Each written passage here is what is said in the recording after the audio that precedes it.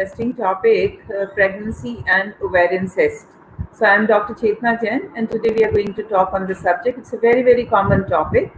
So I'm going to divide the topic into two. So pregnant and ovarian cyst, and those who are wanting a baby, trying to get pregnant and ovarian cyst. So to begin with, let's talk about those who are wanting a baby and they have an ovarian cyst. So first of all, what are ovarian cysts? So as you all understand that uterus, then there's a fallopian tube, and on each side there are one ovary. So in all, two ovaries are there, and each month they produce eggs. So ovarian cysts are fluid-filled bags in the cyst, in the ovary. These are called as ovarian cysts. Now, what happens? Majority of these cysts are normal, means they are non-cancerous. So people, as soon as they hear a cyst or a tumor, they get too worried. Everything we relate to is cancer. So not all ovarian cysts are cancer. Majority of them are non-cancerous. They are benign. They are harmless. And interestingly, most of them go away without any treatment. So a lot of you come and ask me, right treatment for ovarian cysts. So trust me, majority of these go. So let's talk. How common are they? So ovarian cysts are so common that some reports say that every woman makes one cyst every month, which disappears by the time the periods come. So some women make it every month, while others may make it once in a lifetime. That means ovarian cyst is a very, very common problem, and we should not get too scared on listening to that we've got an ovarian cyst. Now your next question will be, why ovarian cyst occurs? So the most common ovarian cyst, which is known as a simple cyst. So you will read in the report, it's a simple cyst. So simple cyst occurs whenever the egg gets trapped in the follicle. Now what does it mean? Every month there is egg formation. It starts from day 1, and on day 14, in a 28-day cycle we are talking, it bursts, the follicle bursts and the egg is released. Now sometimes what happens is the follicle doesn't burst and it grows beyond 25 millimeter, that is 2.5 centimeters. It keeps on growing further and it becomes a cyst. So whenever it is more than 3 centimeter, we call it a cyst. A normal cyst is generally below 5 centimeter. What is a normal or a simple cyst? It's known as functional cyst, a simple cyst, or a anechoic cyst, or a follicular cyst. So typically you try and understand it's a simple cyst and it disappears. So they are generally below 5 centimeters. Now the other scenario could be that egg ruptured, the follicle ruptured, the egg came out and the crater was formed from where the egg went out. So then this crater got sealed. The woman gets pregnant and some fluid collects inside this, and this is known as corpus luteum. Now corpus luteum is very essential to continue the pregnancy. It supplies hormones to the pregnancy till 12 weeks, till you complete 3 months of pregnancy. So if you see, all early pregnancy scans will have a corpus luteum cyst, and all of you will point out in your report, oh ma'am, I have a cyst. So it's not a cyst, it's a corpus luteum cyst, and this cyst is very essential to support the pregnancy, and it will disappear by 3 months of pregnancy. Now we talk of cancer. So cancer is very, very rare. Only 0.2 to 0.5% or sometimes up to 5% of the cysts can have cancer. That means you can consider like almost 97, 98, 99% of the cysts are non-cancerous. But as soon as we hear ovarian cyst, ovarian tumor, cancer strikes into our mind. So don't panic, don't rush. You must show the report to the doctor as soon as possible, but don't get too worried or too panicked on seeing a cyst in your report.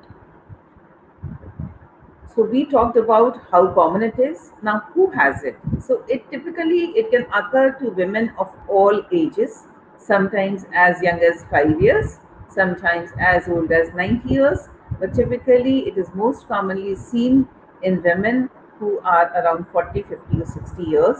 So whenever they are seen in older women, they could be cancerous, but majority of the cysts who are seen in reproductive age, that is age 15 to 45, are non-cancerous. Then what kind of symptoms they can give? Most of the cysts will not have any symptoms. That means the woman would not know that she has cysts. She goes to a doctor for some other examination. She does an ultrasound for something else, and it is identified that she is carrying a cyst. How, what kind of other symptoms the cyst can produce? Cyst can cause pelvic pain. Sometimes a cyst can turn. If you've seen a water-filled balloon in the melas, wherein when you hang the balloon, it twists. So similarly, ovarian cysts, when they are large or when they are thick, so they can twist and untwist. When there is a twist, there is severe pain, and when there is untwist, the pain goes away. So this could be one of the symptoms. Then other symptom could be pressure in the pelvis, that you feel very heavy. Those who are thin can actually feel the bloating or the swelling in the lower abdomen. Some can actually feel the mass in the abdomen. There could be increased frequency of urine, that you're going to pass urine every few minutes or few hours, and when you're passing you feel a lot of pressure and you're not able to evacuate it properly. Some women can have difficulty in getting pregnant, some can have painful intercourse, and others can have spotting in between periods. So all these could be symptoms. So we talked about simple ovarian cysts and the cysts which are harmless. Now there are some pathological, that means ovarian cysts which are non-cancerous but they are diseased. So the two common ones are, one is known as dermoid. Now these dermoid cysts, they contain varying quantity of tissue, and this could be various size. Typically they are below 5 centimeters. They have a lot of solid components, like they can have hair. Interestingly, the hair can be present inside the cyst, tooth, a thyroid tissue, bony tissue, and many other things can be found in this. So typically whenever on surgery we open this cyst, we find that hair balls and other tooth kind of structures are coming out. These are known as dermoid cysts. Dermoid cysts are essentially non-cancerous. There could be 1% chance that they could be cancerous. Then comes another cyst which is filled with blood. Now these blood-filled cysts are of two kinds. One is associated with endometriosis, which is a disease wherein the bleeding occurs onto the uterus and into the pelvis, and this enters the ovarian tissue and starts bleeding gradually over months and years, and old chocolate colored fluid collects into the ovary. The other kind of cyst is there's acute bleeding, there's sudden bleeding into the ovarian wall, and the blood collects inside the ovary, and this is known as hemorrhagic cyst. So hemorrhagic cyst and chocolate cyst are different cysts. Hemorrhagic cyst typically will dissolve on its own in about 2 to 3 months time, or sometimes early. However, a chocolate cyst and an endometriotic cyst will never get absorbed. So chocolate cysts, even if they are 2 centimeters, 3 centimeters, are significant because they can interfere with fertility. So dermoid will never interfere with fertility, though it can compress some of the follicles, but typically the fertility is not affected. However, endometriosis affects the fertility very badly. So if you have endometrioma or a chocolate cyst, it can affect the fertility in terms of it causes adhesions, inflammation, it causes poor egg quality, it causes poor ovulation, it is toxic to the embryo, and the anatomy is so disturbed that the conception becomes difficult. So endometriosis is something which needs to be looked into. So anybody who's having painful periods, a chocolate filled cyst, needs immediate attention to conserve her fertility if she's not planning it now, or to plan a baby as soon as possible if she's planning, because there could be significant delay in getting pregnant if you have endometriosis. But that doesn't mean that everyone with endometriosis will have a delay in conception. So these are the common types of ovarian cysts. There could be many more cystadenomas and others. So there are vast variety. You don't need to know more than this. This is sufficient. Now moving on to, I told you the symptoms, I told you why it occurs. Pathological cysts, the causes are not known. But how you can prevent endometriosis is by doing regular exercises, by not taking caffeine, and by cutting down on your alcohol. These techniques are proven to reduce the chances of endometriosis, and they occur less in women who have them. So please to try to inculcate exercise in your daily routine in order to avoid endometriosis, especially if you see any symptoms, any tidbits of endometriosis in your body. Kindly see a doctor as soon as you identify that there is something, some ovarian cyst in your body. Now, so we're coming to diagnosis. So diagnosis is either on examination, wherein the doctor identifies, or you feel it and you go to the doctor. The diagnosis is always confirmed by ultrasound. In 99% cases, ultrasound is accurate, but sometimes the ovarian tumor is very large and ultrasound cannot reach it deep. In that scenario, an MRI would be required. Here I come to a point. A lot of you get confused between ovarian cyst and polycystic ovaries. Now, what are polycystic ovaries? Polycystic ovaries is a hormonal disturbance. These are not cysts per se. Though the name indicates polycystic, means lot of cysts are there, but this is not the case. There are small, tiny cystic areas, cyst-like areas, which are less than a centimeter, scattered across the border of the ovary, and it gives a necklace kind of pattern on the ultrasound. This is known as ovarian. This is known as polycystic ovaries. Polycystic ovaries has nothing to do with ovarian cyst. It is not an ovarian cyst. It is a hormonal disturbance. It needs a very different kind of management compared to ovarian cyst. So polycystic ovaries is more common in women who are obese, who have metabolic syndrome. They have associated cholesterol, diabetes, hypertension, or these things might develop with time. They have dark colored skin around the mouth, in the neck, underarms, below the breast, and between the legs in the bikini area. They could be having facial hair. There could be hair fall from the head, and the periods would be irregular. They will gain weight very fast.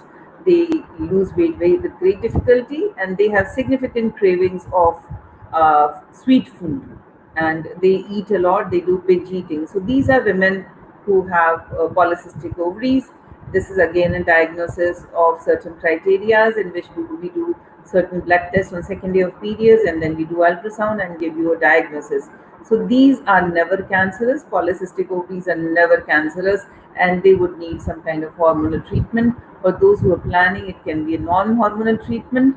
So that is a very different subject altogether. So coming to the point again, that please don't get confused between polycystic ovaries and ovarian cysts. So we were talking about ultrasound. So on ultrasound, there are various characters. I know it's a little technical, but I thought it's a good idea because most of you are very enlightened, and probably you'll understand what I'm trying to say. So whenever you have a cyst which looks clear, it has a regular outline, the size is less than 5 centimeters, there are no partitions within the cyst, there are no solid components, and there is no free fluid in the abdominal cavity, the cyst is likely to be non-cancerous. So a lot of people, you think that, okay, just having a glass in the report and we tell you, we give you a lot of assurance, then don't worry, this looks to be fine. Then the other thing, other criteria which might suggest an abnormality. So the cyst outline on ultrasound is irregular. There are several partitions in the cyst.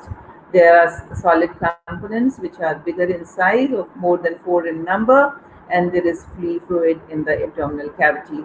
So these are the symptoms which are indicative of probably malignancy. Now, if there is an overlap between the symptoms on ultrasound, that you have some features from here and others from there, then the findings are inconclusive. Similarly, if you have a dermoid cyst, it's very clearly seen on ultrasound, and majority of you will be able to know whether on ultrasound whether it is likely to be cancerous or not. Now, all those who need MRI, we can do MRI. Now, if we talk about ovarian cyst in pregnancy, then MRI is avoided for first 3 months, but from 4th month onwards, MRI is safe in pregnancy. So here again, I would like to tell that ultrasound and MRI is safe in pregnancy. However, CT scan and X-ray is not. When we do MRI in pregnancy, we try to avoid contrast medium. So we do a plain MRI and not a contrast MRI in pregnancy. Moving on, we need further investigations to know, now that we've got the ultrasound and MRI and we have some idea that it could be this. So we need to do certain blood tests. The most common blood test which is used is CA125, and others could be alpha fetoprotein, beta HCG, LDH, inhibin, AMH, CA19-9, and there are a couple of more. The most important one, everything has its own importance, and depending on the type of tumor, one tumor marker becomes more important than the other one. But CA125 is commonly used as a screening tool. Now, CA125 values are typically below 35. Values between 35 to 100 is more commonly seen in endometriosis.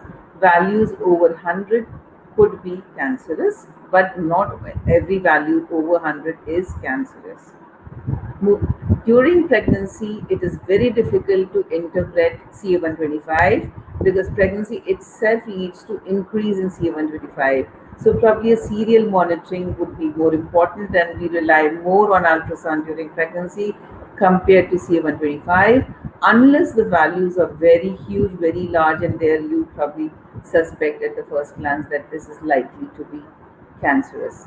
So if these are borderline values in pregnancy, we can do serial monitoring, and serial monitoring by the imaging techniques like ultrasound or MRI to know whether the tumor is likely to be cancerous or non-cancerous. As I told you, majority of them in the reproductive age are non-cancerous and hence very reassuring. However, the best diagnosis of ovarian cyst being cancerous or non-cancerous can only be made on a histopathological examination. That is a very strong medical term. That means on biopsy. That means you send the tumor to the laboratory. The doctor will examine the cells under the microscope and give us the final answer whether this is cancerous or not. So now surgery, when to plan a surgery? First of all, medical management. Now those who have endometriosis, they can have medical management so that the disease doesn't go advanced. It can start right from oral contraceptive pills to some monthly injections to various other medications, and this can control the symptoms and progress of disease, can do some kind of remission of the disease till the time the woman gets fit to get pregnant, and then during pregnancy there's a significant healing of endometriosis. As I told you, the biggest challenge of endometriosis or endometrioma or chocolate cyst is difficulty in conceiving.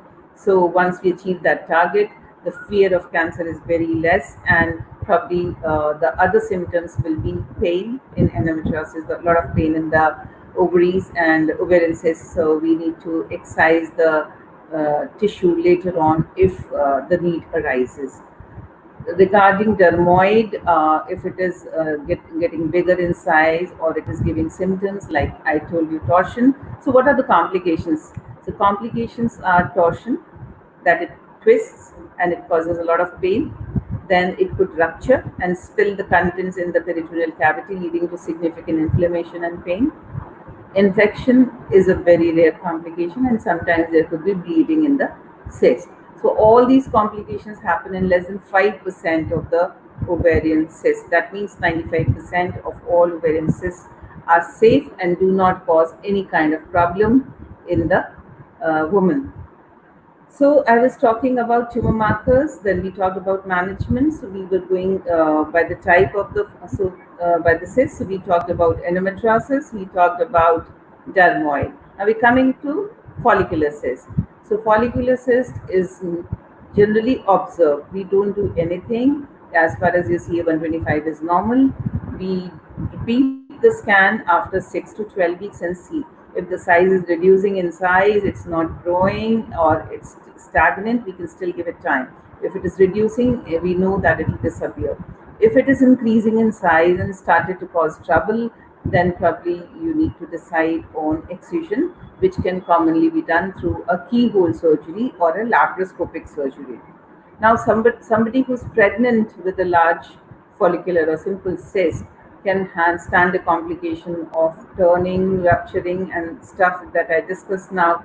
So these we will observe till 16 weeks of pregnancy, and if by the time the cyst is still present, a good advice is to remove them because it can cause problems. If it is very stable, stagnant, and the woman is reluctant, we just explain and leave it, and we hope to and we evaluate again at the time of delivery. If it is seen, if it is not seen, then post delivery we do a scan to figure out what is the status and whether it got dissolved during these 9 months or still there or needs some kind of treatment. Now the problem comes if after 20 weeks there is pain or something, and at the time if we need surgery, laparoscopy becomes a little difficult during that time, though it can be done. But in more advanced pregnancy, like 26, 28 weeks, the better thing would be to do an open surgery. And here we had a loss of having a bigger scar on the abdomen and doing a surgery, and can expose the baby to preterm labor. So the best thing is to prevent preterm labor is to do it early in pregnancy at 16 weeks when the placenta takes over. The uterus is still small, and we know that ovarian cyst is not going to go. But if it goes by 16 weeks, we do not need to do anything. So it's very important to observe the ovarian cyst till 16 weeks. Now, we here are not talking about a cancerous cyst. If the cyst is cancerous, majority of the women will terminate the pregnancy and take a complete treatment. We're not going into that. If the woman is in advanced pregnancy, she would like to reach a fetal maturity.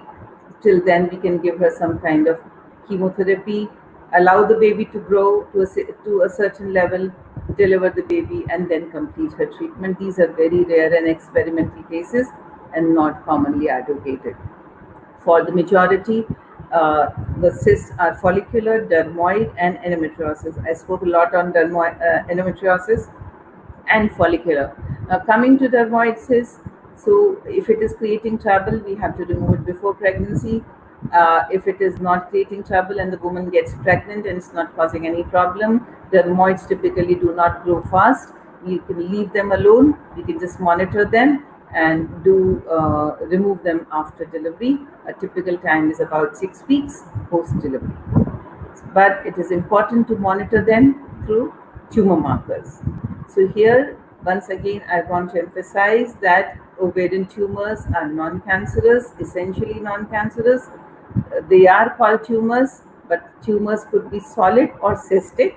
That means whenever they are cystic, they are less likely to be cancerous against those who are solid.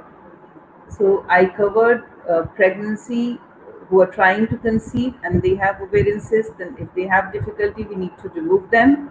Those who are pregnant, we know what is to be done. So if you have any questions, I can take those questions. But my sincere request is you don't get worried on ovarian cyst and do not get confused between ovarian cyst and polycystic ovaries. These are entirely two different things, and they have a different etiology. The cause is very different. They are not the same, and do not mix them up. Ovarian cyst is a very common problem. A lot of you have heard, a lot of you get confused between fibroids and ovarian cyst. So every cyst or every tumor in the pelvis is not ovarian. There are others also. Sometimes in the tube there is water-filled cyst, which is known as hydrosalpinx. Sometimes the cyst is by the side of the ovary, which is known as paraovarian cyst. These are essentially non-troublesome. Sometimes a fibroid could be hanging like with a pedicle from the uterus and appear like a ovarian tumor, which is not the case. So not every pelvic mass is an ovarian cyst, but any pelvic mass needs a very close monitoring, close observation, and expert advice, and then a joint decision between the treating and the treated to decide on what is the best treatment for that particular woman. The treatment has to be tailored as per the need. It is tailored based on the age, the fertility, the current fertility requirement, if the woman is already pregnant or not, what kind of symptoms she has. So these are the factors which decide whether the woman needs, what kind of treatment the woman would need at that particular point.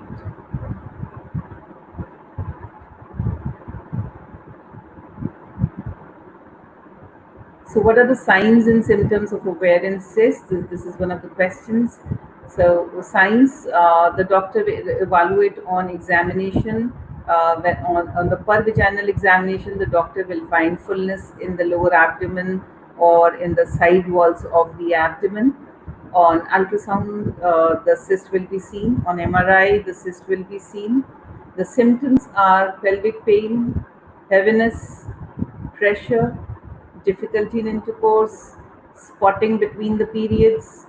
These are the symptoms, but majority of the times there are no symptoms.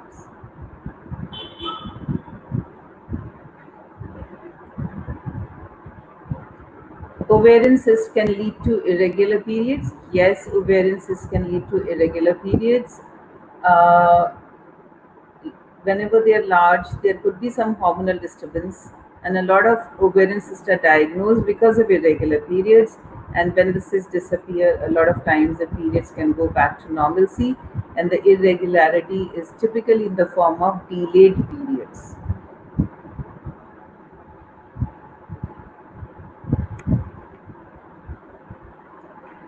If one has polycystic ovaries, can it be cured after delivery? The only cure of polycystic ovaries is weight loss. So it is something like body fat. When we gain weight, the fat appears. When we lose weight, the fat disappears. Similarly, polycystic ovaries, when we gain weight, the polycystic will appear. When we lose weight, the polycystic will disappear. So weight loss and exercise is the only answer. The other ways to control it is to take regular contraceptive pills. As we reach menopause, the polycystic ovaries will disappear because anyways there will be no estrogen and progesterone left in the body. But till then, there will be a lot of damage done to the body in terms of high cholesterol, greater chances of diabetes and hypertension. So pay attention to all this. There could be cosmetic issues in terms of difficulty in weight loss, facial hair fall from the head, and dark colored skin. These are the common issues, and everybody who has polycystic ovaries should look into this. So not every woman with polycystic ovaries is symptomatic. I would say polycystic ovaries is very common in population. Almost 50% women have it. So we should not be too dreadful about the problem, and unless it is causing any issue, let it be. Don't be so frantic about the disease.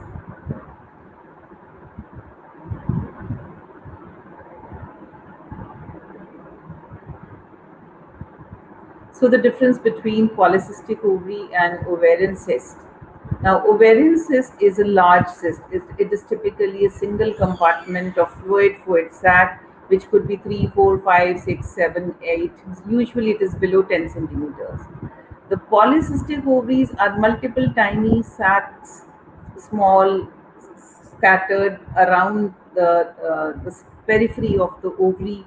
These are all below 1 centimeter in size, and these are not cysts. These are hormonal disturbance, and they cause hormonal issues. They cause difficulty in getting pregnant. However, ovarian cyst typically does not interfere too much with fertility unless they are endometrial.